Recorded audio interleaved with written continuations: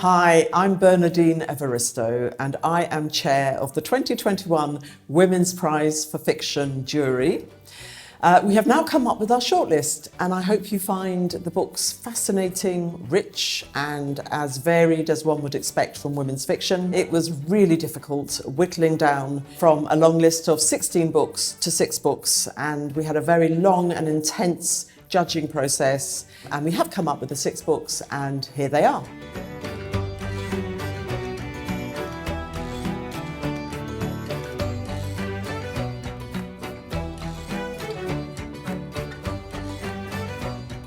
Transcendent Kingdom by Yaa Gyasi.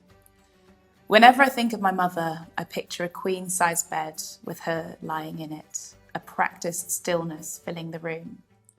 For months on end, she colonized that bed like a virus. The first time when I was a child, and then again when I was a graduate student. The first time, I was sent to Ghana to wait her out. While there, I was walking through Kajetia Market with my aunt when she grabbed my arm and pointed, "Look, a crazy person," she said in Twi. "Do you see? A crazy person." I was mortified. My aunt was speaking so loudly and the man, tall, with dust caked into his dreadlocks, was within earshot. I see, I answered in a low hiss. The man continued past us, mumbling to himself as he waved his hands about in gestures that only he could understand.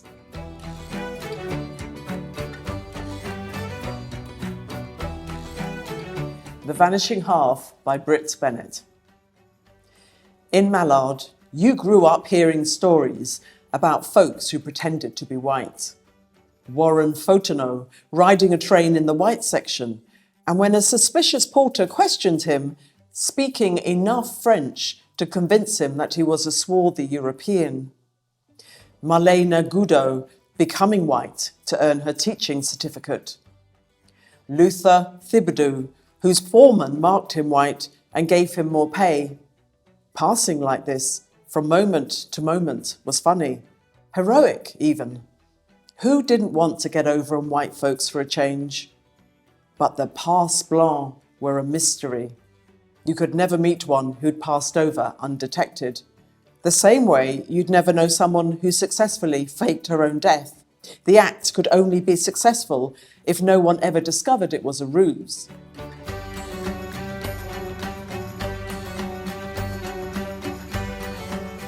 How the OneArmed Sister Sweeps Her House, Sherry Jones. About an hour after Adan leaves her at home alone, Lala stands barefoot in the dark doorway of his house in a scratchy white nightgown she has stolen from Wilma, assuring herself, despite the obvious, that everything will be okay.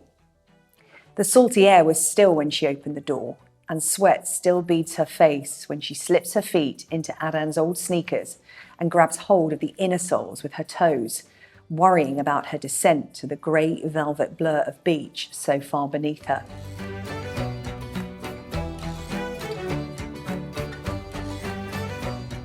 No one is talking about this, Patricia Lockwood. There was a new toy. Everyone was making fun of it, but then it was said to be designed for autistic people, and then no one made fun of it anymore, but made fun of the people who were making fun of it previously. Then someone else discovered a stone version from 1,000,000 years ago in some museum, and this seemed to prove something. Then the origin of the toy was revealed to have something to do with Israel and Palestine, and so everyone made a pact never to speak of it again. And all of this happened in the space of 4 days.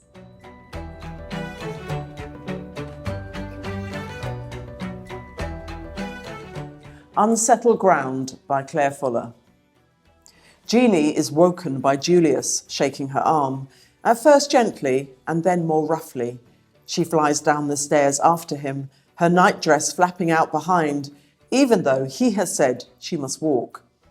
It's gloomy in the kitchen, curtains drawn, lights off, only the orange glow of the fire in the range. Their mother lies face down on the floor, not moving. Jeannie puts her hands to her mouth to hold in her noise. "Help me turn her over," Julius says. And as Jeannie touches their mother, she knows she is dead.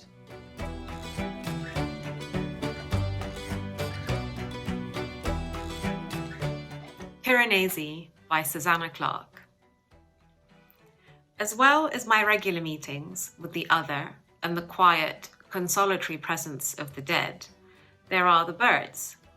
Birds are not difficult to understand. Their behavior tells me what they are thinking.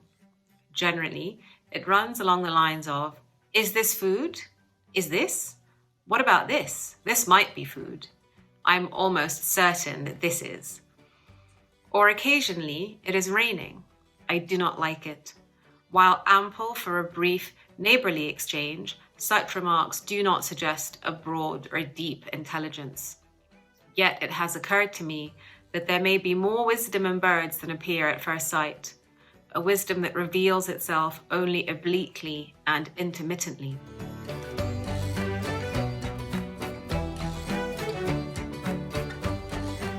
So there you have it, the 2021 Women's Prize for Fiction shortlist. We really hope that you will go out and discover these books and have as much fun reading them as we did.